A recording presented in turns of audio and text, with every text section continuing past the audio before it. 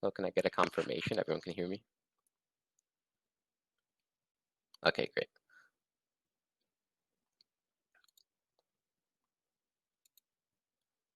Thank you, Morgan, for the introduction. I'm waiting on my opponent now.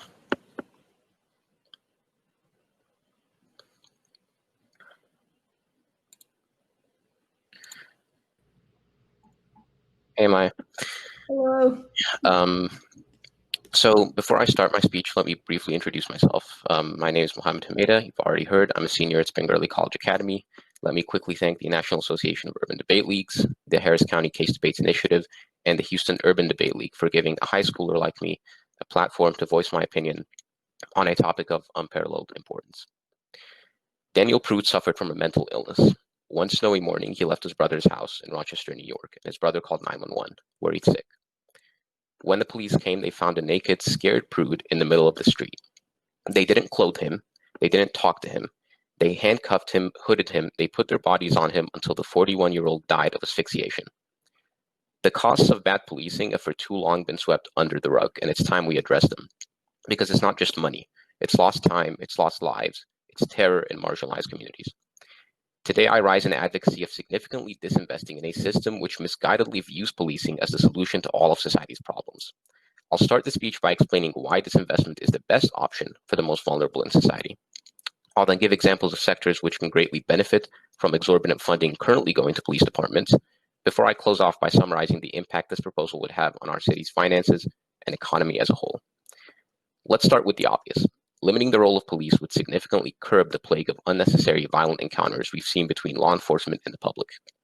In 2018, the American Public Health Association declared police violence a public health issue. Psychological and physical violence that follows from sending police to deal with any situation anywhere results in deaths, injuries, trauma, and stress. But more importantly, let's look at those groups we need to consider before anything else, the vulnerable. Marginalized communities have been screaming, "I can't breathe," since the establishment of police in the US. Today, only 5% of all arrests are made for violent offenses, while nearly 95% are for things which don't really threaten public safety, and the majority of those less serious arrests are made in Black and lower income communities. Defunding would be a step towards alleviating the constant violence imposed upon lower income communities because of over-policing. Yet even though unnecessary assignment of roles to police is the ultimate harm addressed today, disinvesting in police also allows us to reap the benefits of funding in other crucial areas, one of which is public health. Our very own state of Texas ranks 40th among the 50 states for public health funding, spending just $17 for each person in the state in 2019. Congressional internal cuts to our state's Department of Health, as well as a trend of cutting funds for public health and increasing funding for the police apparatus, left us wholly unprepared for the coronavirus pandemic. Stockpile requests for ventilators and ICUs stacked up, while the only stockpile that actually grew was that of local police departments. Even a marginal amount of the funds currently going to policing would boost our public health sector and would have saved thousands in the lives of COVID-19, in the wakes of COVID-19. Yet another crucial and sadly underfunded sector in our state is education. Texas ranks 36th nationally in spending per student. A drop in state aid for local school districts since 2017 took place in the same time that both the city of Houston and Texas funding for law enforcement increased drastically. The education of our children is a fundamental pillar of our society, and it's even more vital now that we use it to empower students in disadvantaged communities. And finally, the sector which most clearly demonstrates the need to reduce investment in policing, social work and mental health. Reallocating funds to social work in actual fact doesn't change police budgets much, if at all.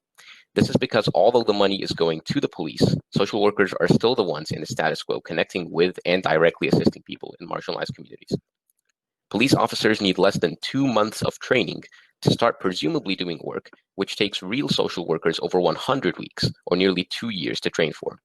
Social workers provide preventive as well as treatment services, and it's illogical and counterproductive to keep diverting funds from them just to put it towards powering a police department. The commonality between all three and so many more of those areas which desperately need funding is that even an insignificant reallocation of spending from police departments to those sectors would make a huge difference for our city, for our state, for our country.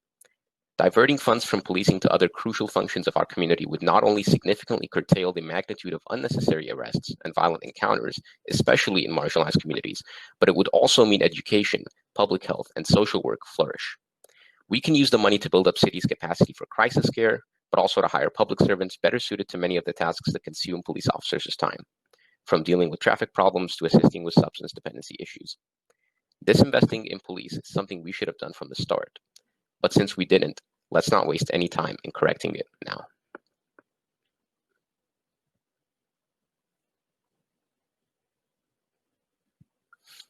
Hello, Mohammed. The first question I want to ask you is about how is creating an entire program outside of the police force going to help the actual problem of police injustices that happen daily?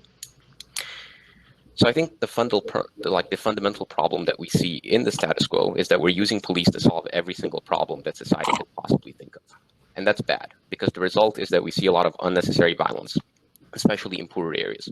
So I think the way to solve that is by limiting police roles to curbing violence and responding to crime, instead of using, again, police for every situation, which they may not be and are proven not to be ideal for. Thank you.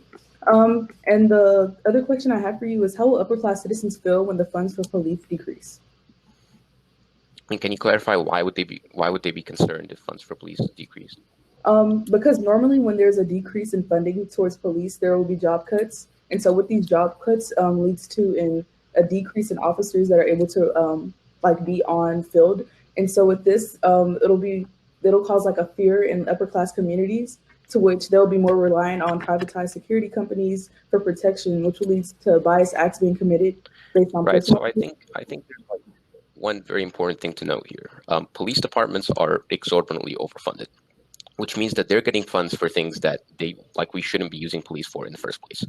My plan will take away funds that are currently going to things like social work, to things like mental health, and we'll reallocate them to departments outside of it. We're not cutting into the police budget that they actually need to enforce like crime control laws. We're not cutting into the police budget to respond quickly to calls in violent situations. The only thing we're cutting is really what we're going to move to other departments like social work, like mental health, things the police shouldn't be doing in the first place.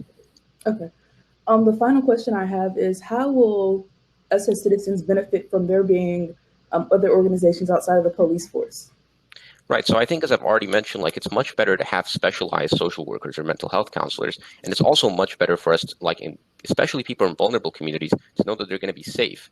If they call the police, there's no chance of them being shot because they're calling them specifically to respond to a violent situation. It's the only thing the police are going to do. However, if I have a mental health issue, I'm not going to call the police if I'm a Black person in a poor community, because again, there is a good chance that I get shot because the same person who's supposed to respond to mental health isn't a mental health counselor, but rather is a police officer who's armed with a Glock. Okay, thank you. I'll now begin my speech. Before I begin, I would like to introduce myself. My name is Amaya Jacob, and I'm a junior at Westside High School. I would first like to thank the National Association of Urban Debate Leagues for hosting such an event where I'm able to express myself and talk about real-world issues that are affecting our world every day. Next, I would like to thank the Houston Urban Debate League for selecting me to be a part of an astounding event. Finally, I would like to thank everyone for making time out of your busy schedules for attending tonight. When facing an emergency, you typically think to call on a well-trained person to help. Unfortunately, this innocent request had severe repercussions for Golda Barton, whose 13-year-old son, Lyndon, suffers from Asperger's syndrome. She specifically called on a crisis intervention team to transport Lyndon to the hospital during a mental breakdown, but instead got 4 police officers on the scene with no sort of de-escalation training. Golda watched in horror as Lyndon was shot while running away from police in a panic. Lyndon suffered life-threatening injuries. Lyndon didn't have to suffer this fate. With more refined training in the police force, along with integrated counselors and healthcare specialists on the field, the response team would have been able to quickly detect a mental health crisis and carry out defined protocol to ensure efficient de-escalation. Police brutality is an issue that has been a burden on the hearts of our nation for well over 400 years. All of the headache, heartache, and bloodshed is far too much to bear. And that is why I stand in favor of a fundamental transformation of policing into a large-scale community engagement organization with additional funding for training and the creation of departments for oversight, mental and public health services, and social work. I will make this case in 3 ways. First, by explaining why it is beneficial to create additional departments within the police force. Next, by highlighting the changes in police culture that will happen. And finally, I will be explaining how an increase in funding leads to a decrease in violence. 1. Create additional departments within the police force nationwide.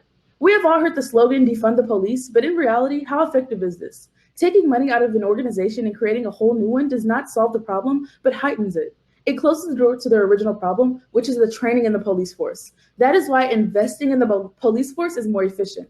You are helping alleviate the injustices that happen at the hands of the police force daily. You would not only be educating police in de-escalation techniques, but also creating departments for oversight, mental and public health services, and social work that would directly play a hand in transforming the police force exponentially. In addition, this will protect us from being in fear of forcefully arrested or even killed by those who are meant to protect us. 2. Changes in police culture. The past few months have revealed systemic problems in police culture. In cases of brutality, you often hear from spokesmen, police chiefs, and other individuals that the cause of this is a small percentage of cops that are rogue. In reality, according to Harvard Business Review, these claims are almost always false. While claims of police abuse do tend to cluster around relatively small groups of police officers, those officers tend to repeat their abusive behavior with impunity. Repeated brutality that is not addressed by higher-ups is a systemic problem, not a problem of rogue individuals. It means that the organizational message being conveyed, whether or not explicit, is that some level of abusive behavior is okay. By adding additional members to the team, it will effectively change the bad police culture by educating and implementing efficient training to members of the team. 3. Increasing funding leads to a decrease in violence. We have seen many cases where multiple officers are called to a scene with a person acting out of control. In over half of these scenarios, police feel the need to use force. This force leads to an astronomical increase in violence. That is why it is imperative to increase funding to the police force specifically. By targeting the root of the problem, which is the police force, you're working directly with the system that needs work the most, not ignoring the issue to go create another organization outside of the police force. By having an organization within the police force, you are not only helping by implementing education and training for police officers, but also ensuring that there are certified professionals who are on the scene for these disturbing calls. These resources that will be given to the police organization will go into training and equipping police officers, counselors, and social workers to work as a team to effectively de-escalate these scenarios while also upholding their civic duty to serve and protect all citizens. De-escalation leads to a decrease in violence by allowing officers and members of the response team to effectively recognize the problem and fix it without using unnecessary force. In Canada, a similar model was tested and proved to work tremendously. According to Dr. Peter Silverstone, it allowed for officers to improve their interactions in real-life situations, while also decreasing the violence that happened in the community. Having programs within the police department is fundamental, as it does not sweep the actual problem under the rug. Police will get better training while also having certified individuals on field with them to help them with de-escalation processes and the protection of the citizens. Therefore, I ask you to join me in increasing funding to the police to help make them a better organization that serves all Americans. Thank you. So in the example you gave at the top of your speech, you already seem to agree that police were an ideal situation. Given that the victim wasn't a threat, why was there a need for the presence of armed officers in the first place? Right. So this example is exactly the reason why we need to implement these de-escalation techniques while also educating police officers and having counselors and therapists on scene with the police officers to help them with this de-escalation process, and not just sending 4 officers to a scene with guns to help to try to de-escalate the situation. Okay, speaking of like de-escalation training, why do you think training would solve like oversight issues in the police, which is why this happens in the first place? I mean, if we think of like the Minneapolis Police Department, they were one of the examples in the nation for following like federal guidelines on bias training and nonviolent encounters training, and yet they're still like regarded as one of the most corrupt or one of the most violent police departments in the country. Right. So the difference between them and my model is that we're not only just educating police officers in this low intensive training process, but we're having an intensive training as well as these other individuals that come in with them whose main purpose is to help, right? So you give a police officer a gun and that's the power that you're giving them. If you implement these other people into them whose focus is to help people, then they won't all necessarily be like there to do bad things. Okay, so on that point, since we seem to agree that like police culture is currently maligned, how do you know that adding social workers and counselors into the police force would change police culture rather than just blending those workers and counselors into that same culture? Right, that's an excellent question. So by implementing social workers and therapists on field with police officers, you're having people with a bunch of different backgrounds come together and put their mind together on how to de-escalate situations, right? So you're not only having someone who wants to be a police and protect, but you're also having someone who wants to be a social worker who wants to help other people in other aspects of the police might have went into the field as well. Okay, if I can just get one more question in. Why would giving an officer more things to do erode the sense of security they'd still get from the fact that the oversight process is literally just the police investigating themselves? Right. That's an excellent question as well. So we're not giving them multiple. Welcome back to the stage our debaters who have spent this time preparing their final summaries and integrating the feedback that they just heard from our panel. So Amaya and Mohammad should both be joining me now, and I will lead you. Mohammad, you're up. Thank you to Ms. Santos, Dean Bledsoe, Sheriff Gonzalez, the rest of our esteemed panelists, my opponent, to everyone following. Thank you for listening and for engaging with what I had to say. As a teen, this is probably the most profound experience I could have ever asked for. George Floyd's death galvanized this nation to move the needle towards police reform. And although today we haven't regrettably had a chance to explore all the complex societal issues which underlie policing in the US, the proposal, I think, is definitively still standing. Observe some important things. Firstly, as Ms. Santos and Dean Bledsoe noted, we still need police to respond to calls. The fact is that police are grossly overfunded, meaning that this plan doesn't even begin to approach cutting the funds police legitimately need to respond to crime. And if it does, we can deal with it with transition periods. Additionally, it should be noted that police were created to control and respond to crime.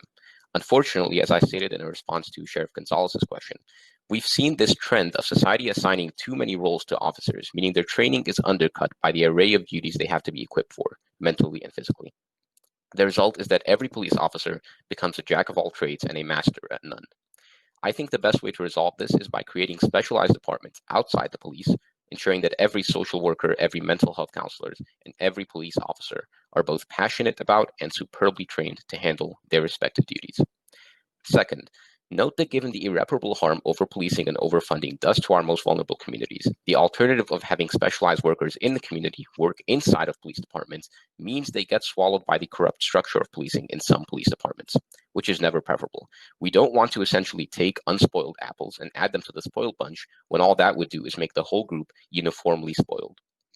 Moreover, forcing anyone who's passionate about anything remotely to do with community involvement to join the police not only makes for less motivated officers, but it also increases the likelihood of violence occurring in any nonviolent situation because of unnecessary escalation, while at the same time doing nothing to change the broken oversight structure, which provides those officers a curtain to mask any wrongful behavior, as we've seen in many departments across the country.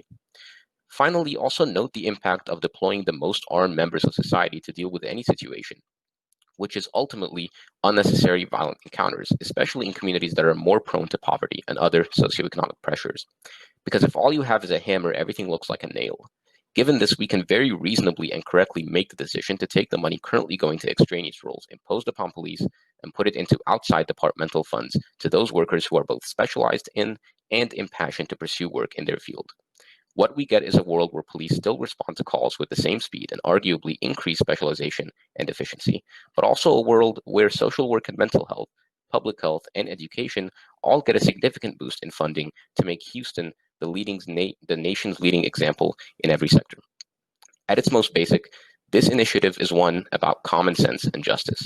It's one that has been long overdue, and it's also one that I am truly, truly proud to propose. Thank you.